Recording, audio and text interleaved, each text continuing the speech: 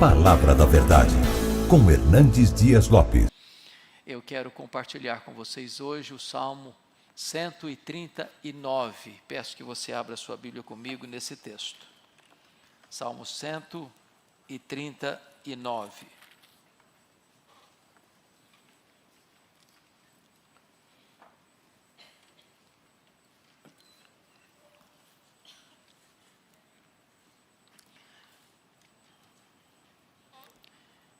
Este é um salmo de Davi, e Davi expressa assim: Senhor, tu me sondas e me conheces, sabes quando me assento e quando me levanto.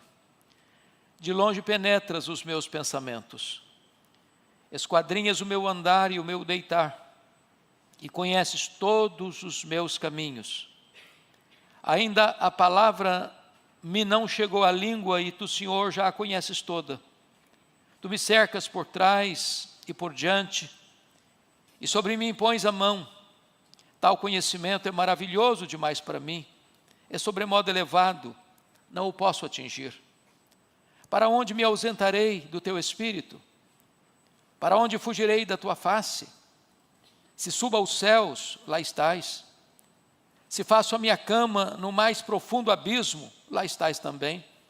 Se tomo as asas da alvorada e me detenho nos confins dos mares, ainda lá me haverá de guiar a tua mão, e a tua destra me susterá. Se eu digo, as trevas com efeito me encobrirão, a luz ao redor de mim se fará noite. Até as próprias trevas não te serão escuras, as trevas e a luz são a mesma coisa. Pois tu formaste o meu interior, tu me teceste no seio de minha mãe. Graças te dou, visto que por modo assombrosamente maravilhoso me formaste. As tuas obras são admiráveis, e a minha alma o sabe muito bem. Os meus ossos não te foram encobertos quando no oculto fui formado e entritecido como nas profundezas da terra. Os teus olhos me viram a substância ainda informe, e no teu livro foram escritos todos os meus dias, cada um deles escrito e determinado quando nenhum deles havia ainda. Que preciosos para mim, ó Deus, são os teus pensamentos, e como é grande a soma deles. Se os contasse, excedem os grãos de areia. Contaria, sem jamais chegar ao fim. Tomar, ó Deus, desses cabo do perverso. Apartai-vos, pois, de mim, homens de sangue. Eles se rebelam insidiosamente contra ti, e como teus inimigos falam malícia. Não aborreço eu, Senhor, os que te aborrecem? E não abomino os que contra ti se levantam? Aborreço-os com ódio consumado. Para mim são inimigos de fato. Sonda-me, ó Deus, e conhece o meu coração. Prova-me e conhece os meus pensamentos. Vê se há em mim algum caminho mau, e guia-me pelo caminho eterno. Amém. Eu quero meditar com vocês sobre o tema: Deus sabe, Deus vê, Deus pode, Deus julga. Bom, é do conhecimento geral de todos nós, penso, que o livro de Salmos é uma coletânea de 150 poemas, independentes. Esses poemas têm características diferentes. Você tem salmos de louvor, você tem salmos de gratidão, você tem salmos de penitência, você tem salmos impregatórios, você tem salmos de lamento. Alguém já disse com muita propriedade que os salmos falam a nós e os salmos falam por nós. Esta coletânea de 150 poemas foi composta num período longo. Demorou-se cerca de 1000 anos para se escrever o livro de Salmos. Porque você tem salmos de Moisés, como o Salmo 90, que foi escrito 1500 anos antes de Cristo. E você tem salmo pós-cativeiro babilônico, como o Salmo 126, escrito no 5º século. Alguém, após então esse período, vai reunir esses salmos, esses poemas, e categorizá-los em 5 livros distintos. Salmo 1 a 41, o primeiro livro. Salmo 42 ao 72, o segundo livro. Salmo 73 ao 89, o terceiro livro. Salmo 90 ao 106, o quarto livro. E o Salmo 107 ao 150, o quinto livro. Este salmo é considerado pelos estudiosos como a coroa dos salmos, ou como a gema mais bela de todas as preciosidades e riquezas dessa mina inesgotável que é a palavra de Deus. É um salmo de Davi. E esse salmo retrata para nós a grandeza do nosso Deus.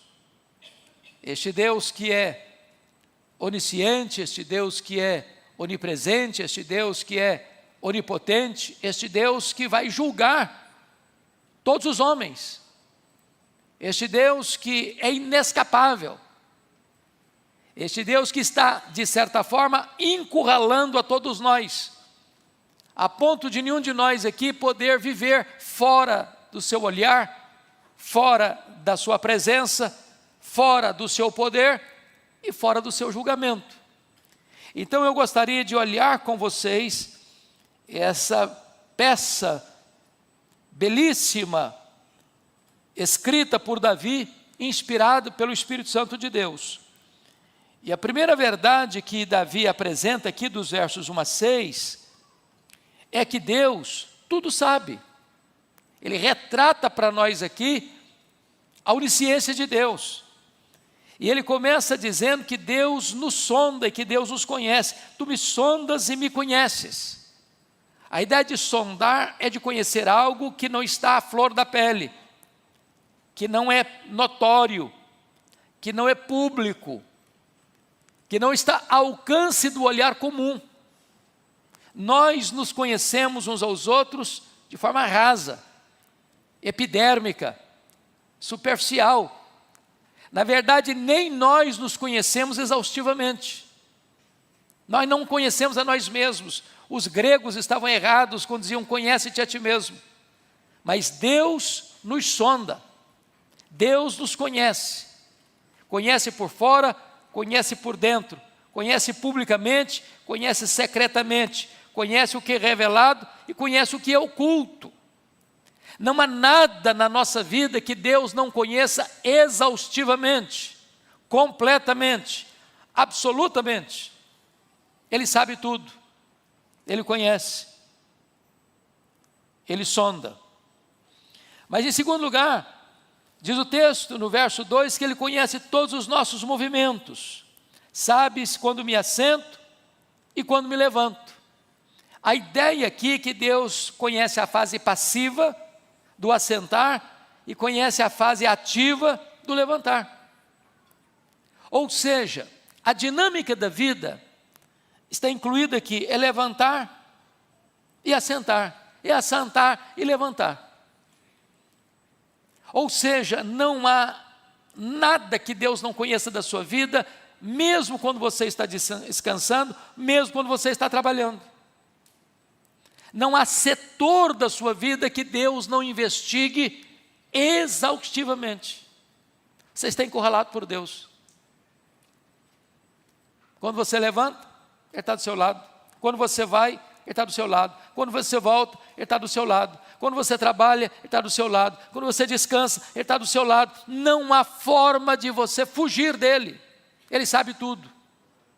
Mas ainda, notem vocês que o texto diz que Ele conhece todos os nossos pensamentos. De longe penetra os meus pensamentos. Eu acho isso incrível. Porque nem nós conhecemos muito bem isso. Os nossos pensamentos são muito voláteis e muito rápidos. Os estudiosos dizem que passam pela nossa mente em torno de 10 mil pensamentos por dia.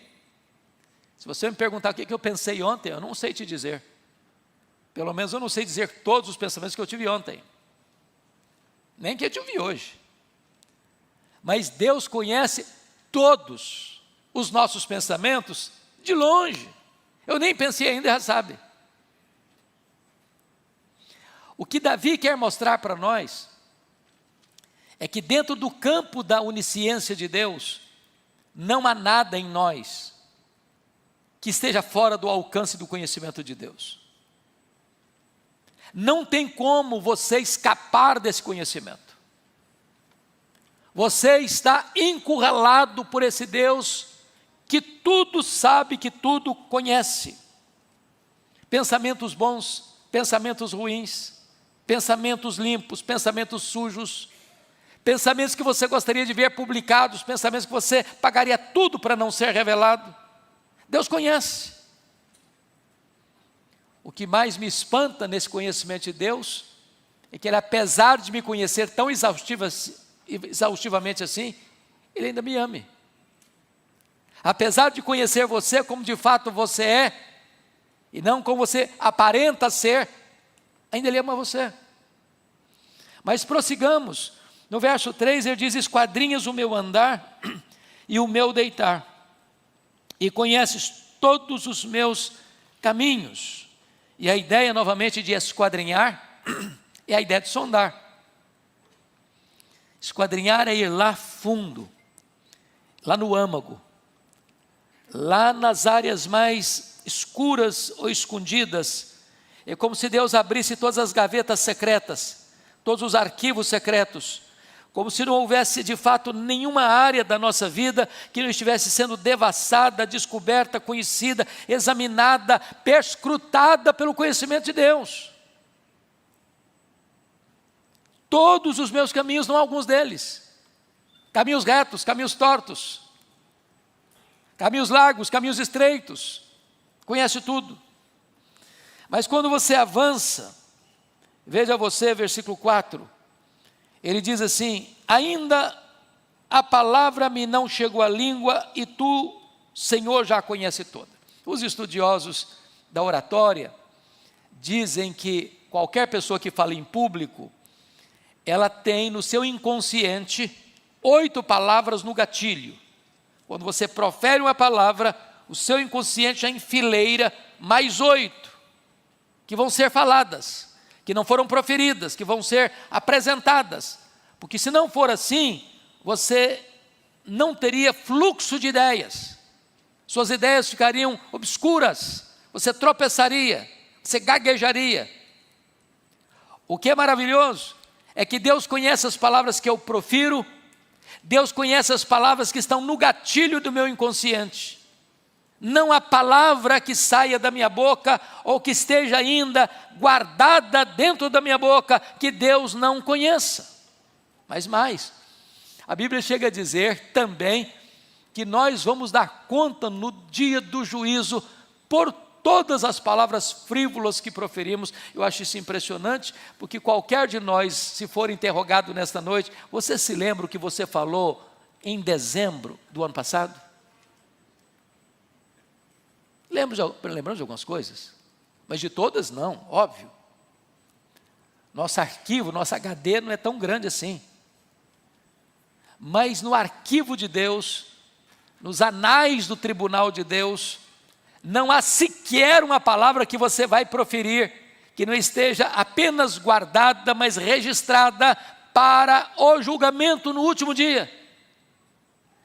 E ele conclui essa linha aqui de Deus sabe, no versículo 6, onde Davi está profundamente perplexo, chocado, maravilhado também com esse conhecimento de Deus. Leia o 6 comigo em voz alta, por favor.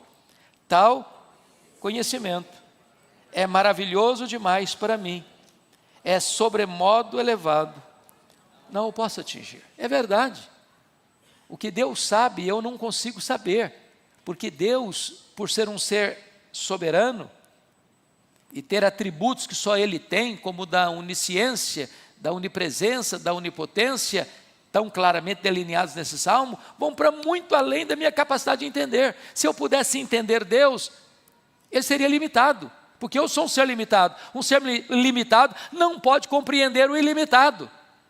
Então Deus é maior que qualquer capacidade de reflexão. Nem Albert Einstein conseguiria certamente compreender Deus, porque Deus é inesgotável em seu ser. Aliás, nós passaremos toda a eternidade conhecendo a Deus, conhecendo a Deus, conhecendo a Deus, sem jamais esgotar o conhecimento de Deus, porque Ele é ilimitado em seu ser. E Davi está aqui pasmo, Davi está aqui boquiaberto, ele está extasiado diante da grandeza insondável deste conhecimento de Deus, que está nesta noite nos encurralando. Mas notem comigo, em segundo lugar, que Deus não apenas tudo sabe, Deus tudo vê. E ele vai fazer uma transição no verso 7, da onisciência de Deus para a onipresença de Deus. Porque talvez a pergunta é essa: já que Deus sabe tudo, será que eu consigo ir para um lugar que Deus não me veja? Será que eu consigo me esconder em algum canto que Ele não me investigue? Será que é possível eu viver uma realidade muito longe de onde moro, numa geografia tão longínqua, onde Deus não me alcance? E aí ele começa a fazer a pergunta e dizer que é impossível fugir de Deus no versículo 7. Para onde me ausentarei do teu espírito? Para onde fugirei da tua face? Para onde? Que galáxia? Que canto do universo? Os estudiosos dizem que o nosso universo tem mais de 93 bilhões de anos-luz de diâmetro. Se eu voasse na velocidade da luz e percorresse 93 bilhões de anos e ficasse lá nesse último reduto conhecido do universo, Deus está lá. Deus está lá. Ele é inescapável. Não há geografia neste vasto e insondável universo que Ele criou capaz de nos esconder. Não tem como fugir da sua presença. Veja você que a altura e abismo não podem nos esconder de Deus. Versículo 8. Se suba aos céus, lá estás. Se faça minha cama no mais profundo abismo, lá estás também. E eu pergunto a você: a que altura estão os céus? Nós estamos falando dos céus que nós enxergamos a olho nu, nós estamos falando dos céus, espaço sideral, nós estamos falando do céu, terceiro céu, morada de Deus. Imagine que esse céu esteja, segundo os estudiosos, aí a bilhões de anos-luz de diâmetro de nós. Ainda que eu chegasse lá, Deus está lá. Se eu mergulhasse nas camadas mais abissais dos mares, onde há mais de 10 mil metros quadrados, ou melhor, mais de 10 mil metros de profundidade, porque há mais abismos do que montanhas, nas camadas abissais dos mares, Deus está lá. Ele está pegando dentro da geografia que ele conhecia na época, os extremos. Mas você vai adiante, e ele vai mostrar que a distância longínqua não fica fora do alcance de Deus, nos versos 9 e 10. Você pode ler o 9 e 10 comigo? Vamos juntos? Se tomo as asas da alvorada e me detenho nos confins dos mares, ainda lá me haverá de guiar a tua mão e a tua destra me susterá. É bem verdade que quando Davi escreve esse texto, havia mundos desconhecidos. Você sabe que o Brasil foi descoberto em 1500, né? Quando Davi vivia, o mundo era ainda limitado, e o mar era o grande limite, o grande desafio. O que é que tem para lá dos mares? E ele está dizendo aqui que se ele tomasse as asas da alvorada, para deter-se nos confins dos mares, em terras desconhecidas, não descobertas, não exploradas, Deus estaria lá. Não só estaria lá, a mão de Deus haveria de guiá-lo. Ainda mais do que isso, a mão de Deus, a destra de Deus, haveria de sustentá-lo. Esse Deus é inescapável. Essa é a ideia que Davi quer apresentar para você e para mim. Mas, ele diz algo aqui, muito prático também, que a gente precisa parar um pouquinho para refletir, mostrando que a luz e as trevas não podem esconder-nos de Deus. Leia o 11 e o 12 comigo, por favor, vamos ler juntos, em voz alta. Se eu digo, as trevas, com efeito, me encobrirão, e a luz ao redor de mim se fará noite, até as próprias trevas não serão escuras. As trevas e a luz são a mesma coisa. Aí ele retrata a tolice nossa de tentar fazer alguma coisa escondido, né? Adão e Eva tentaram se esconder atrás das árvores.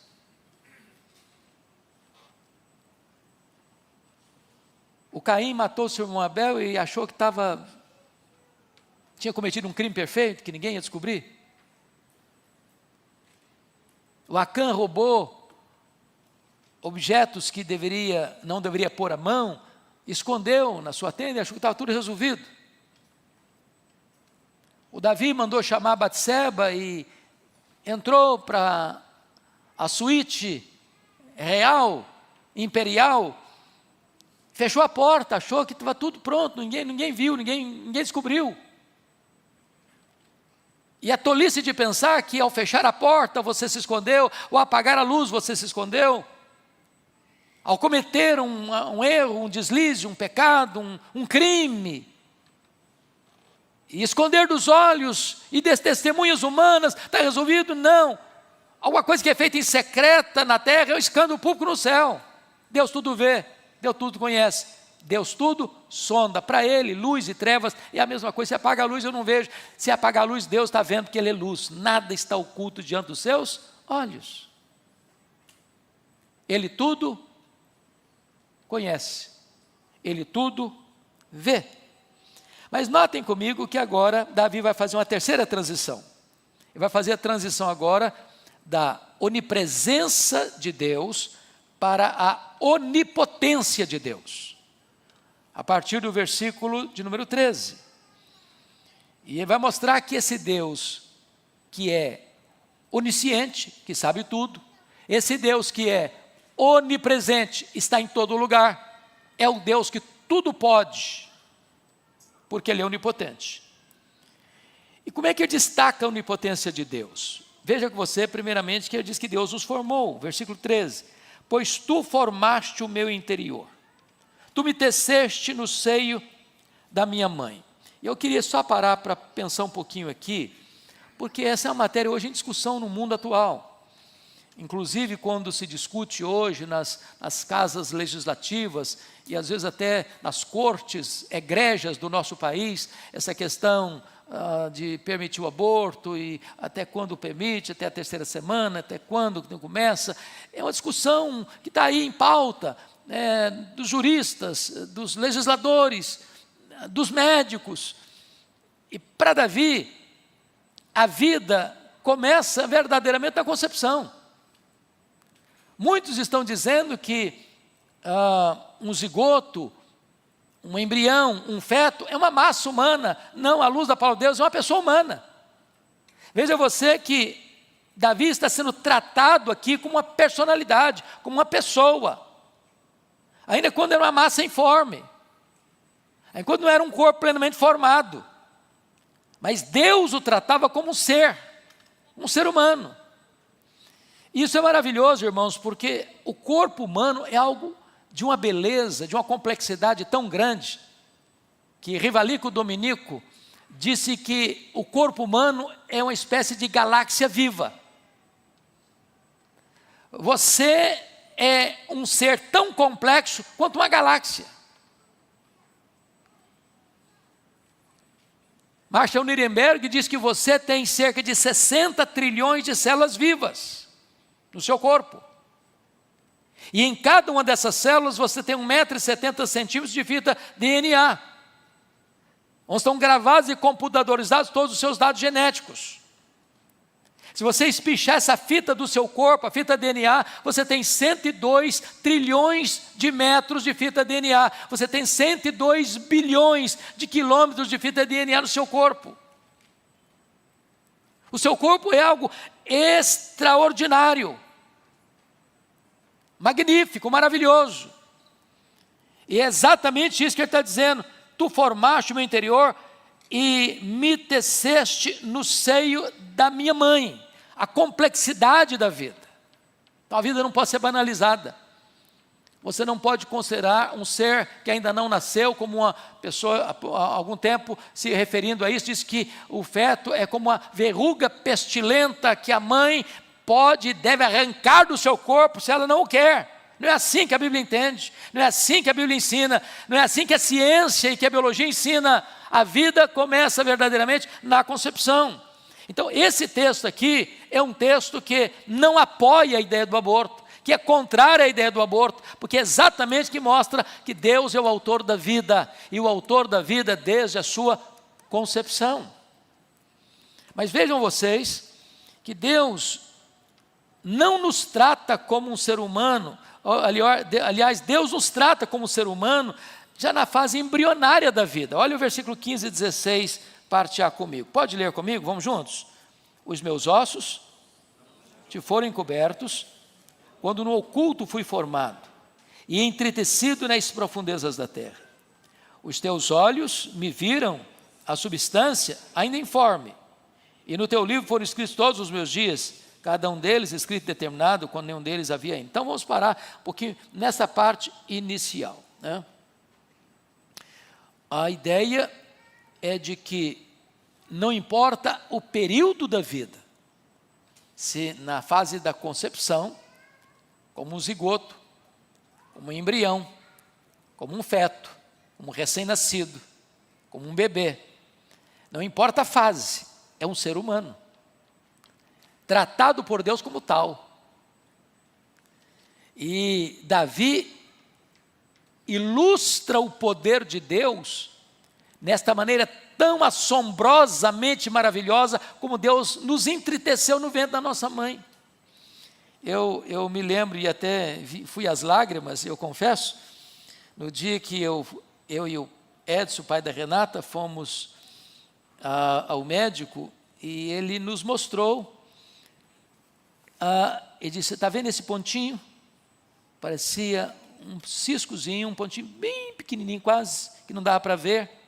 E ele disse para nós assim, para os dois avós: esse pontinho aqui é o neto de vocês.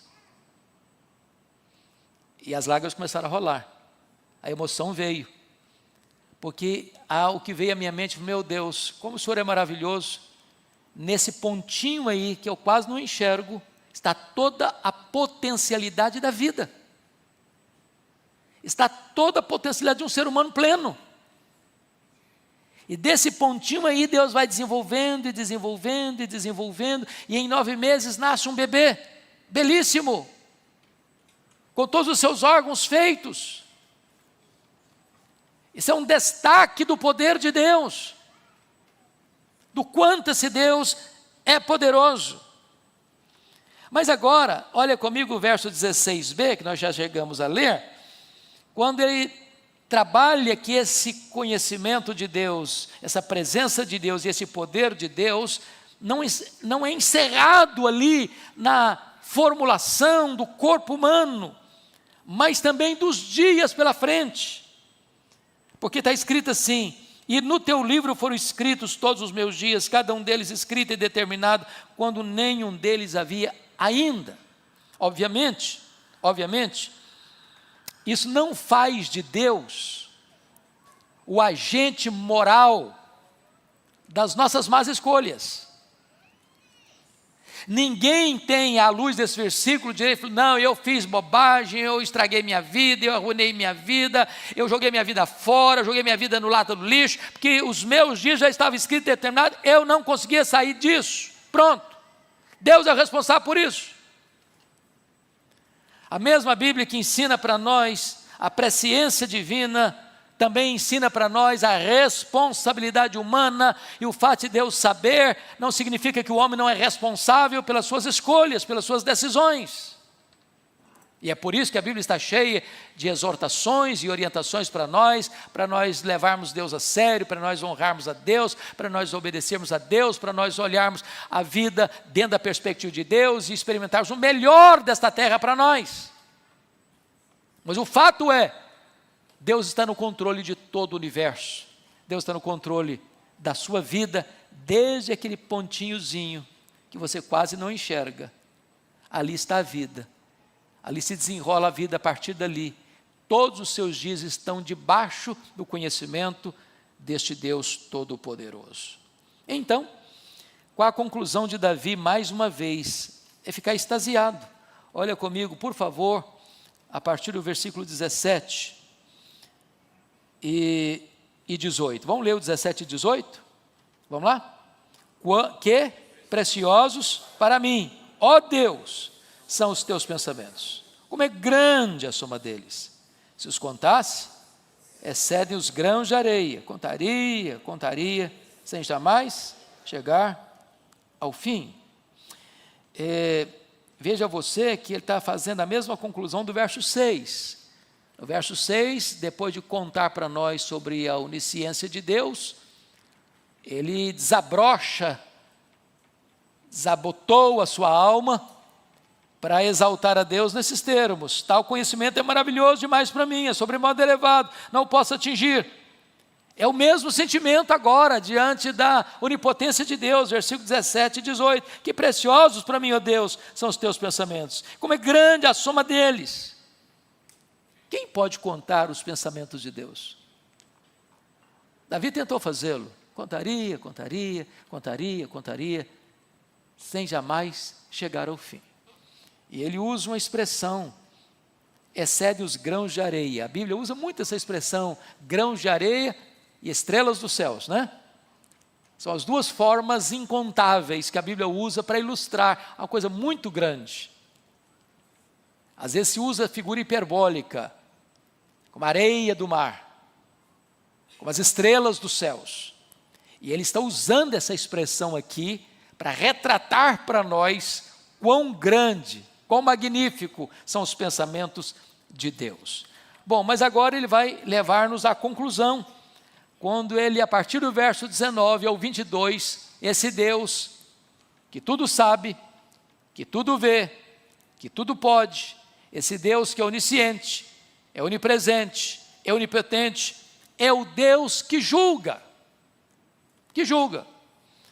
Você pode ler os versos 19 e 20 comigo? Vamos juntos? Tomara, ó Deus, desses cabo do perverso. Apartai-vos de mim, homens de sangue. Eles se rebelam insidiosamente contra ti, e como teus inimigos falam malícia.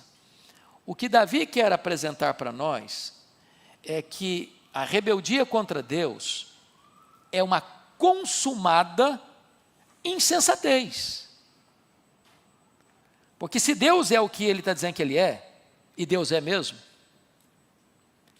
então afrontar esse Deus, insurgir-se contra esse Deus, rebelar-se contra esse Deus, ir na contramão da vontade desse Deus é tolice. Numa linguagem bem brasileira, é dar murro em ponta de faca, é bater a cabeça na parede, é querer encarar alguém que não dá para vencer, é tolice. É por isso, meus irmãos, que o ateísmo não é um problema intelectual, o ateísmo é um problema moral. Quando o apóstolo Paulo vai tratar dessa matéria em Romanos 1,18, ele diz que a ira de Deus se revela contra toda a impiedade dos homens que detêm a verdade pela injustiça. Ou seja, o que se conhece, o que se pode conhecer de Deus está aí. As digitais de Deus estão por todo lado. Agora, o homem não quer render-se a esse Deus que requer do homem arrependimento, mudança, transformação. O que esse homem faz? Ele pega essa verdade e tenta matá-la por afogamento. O problema dele é moral. Porque ter o conhecimento de Deus não glorificou como Deus. Transformou Deus, a imagem de homem corruptível, como quadrúpedes, répteis, animais. E essa idolatria vai desembocar na imoralidade e a sociedade vai se corromper e vai se degradar. Por quê? Porque quem tentou resistir a esse Deus, não querer esse Deus, rebelar-se contra esse Deus, é tolice. Mas notem comigo nos versos 20 e 22 que a inimizade contra Deus deve ser veementemente repudiada por nós. Por favor, leia comigo o verso 21 e 22, vamos juntos. Não aborreço eu, Senhor, os que te aborrecem, e não abomino os que contra ti se levantam. Aborreço-os com ódio consumado.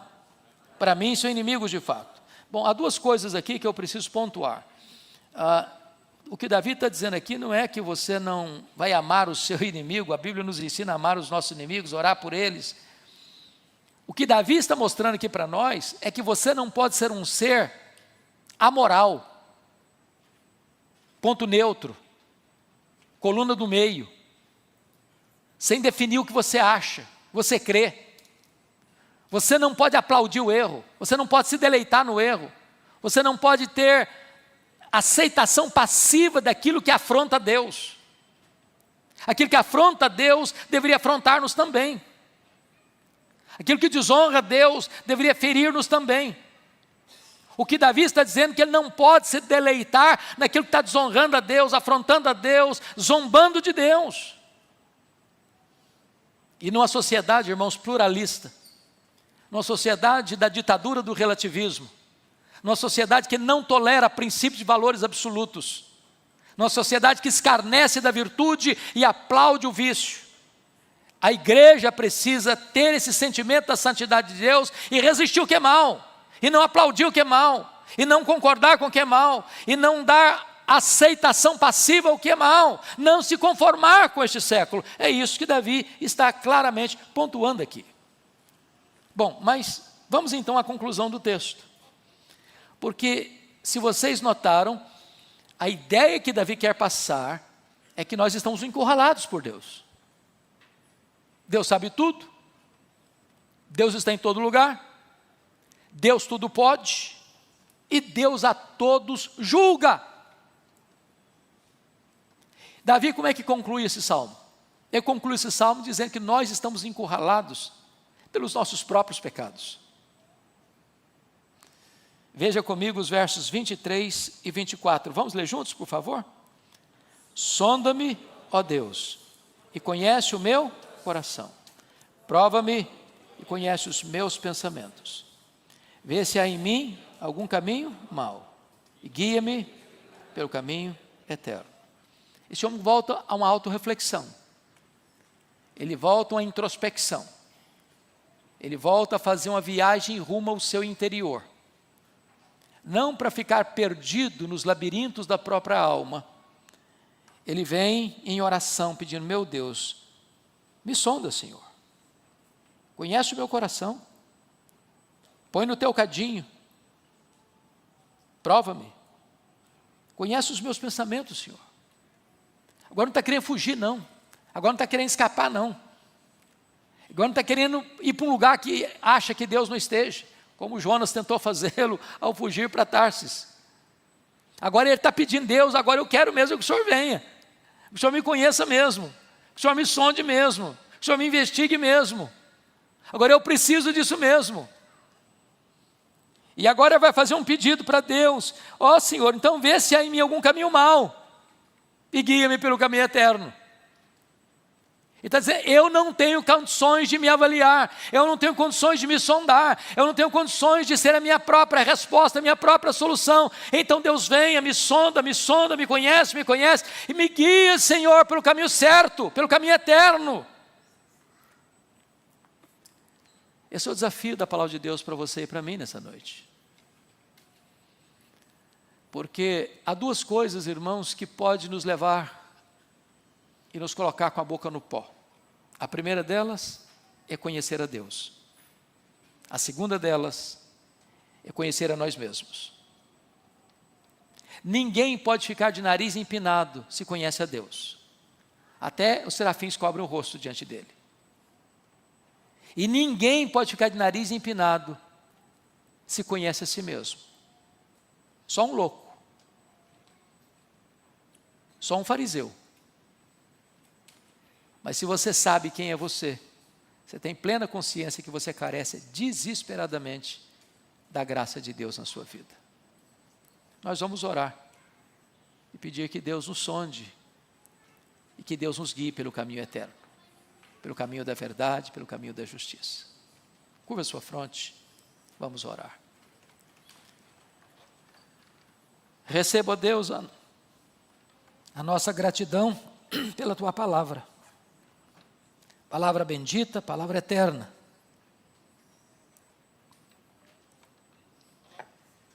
Palavra que entra no nosso coração como uma espada de dois gumes. Hoje reconhecemos, Deus, à luz desse texto, que tu sabes todas as coisas, tu vês todas as coisas, tu podes todas as coisas, tu julgas todos os homens. Não há como fugirmos, escaparmos deste encurralamento celestial. Mas também reconhecemos, Deus, que apesar de nós, tu nos amas. E apesar de nós, tu não nos descartas. Tu és o Deus de toda graça e o Deus de toda misericórdia. Que apesar de conhecer-nos e conhecer-nos de forma exaustiva, ainda nos amas. Nos perdoas. Ah, Senhor, isto é maravilhoso. Porque a tua graça é mais profunda do que o nosso pecado. O teu amor é insondável. E o que nós pedimos nesta noite é que ao sondar-nos, ao trazer à tona, à luz do sol, o nosso pecado, tu não nos esmagues, mas que tu nos perdoes e nos guies pelo caminho eterno. Carecemos da tua graça, não podemos viver sem ela. Precisamos muito da visitação do Espírito Santo, para abrir os olhos da nossa alma, para enxergarmos quem tu és, quem somos nós, e para nos lançarmos aos teus pés, em súplica e quebrantamento, para que tu restaures a nossa sorte. Oramos com gratidão por quem tu és, por aquilo que tu fazes por nós, em Cristo Jesus. Amém.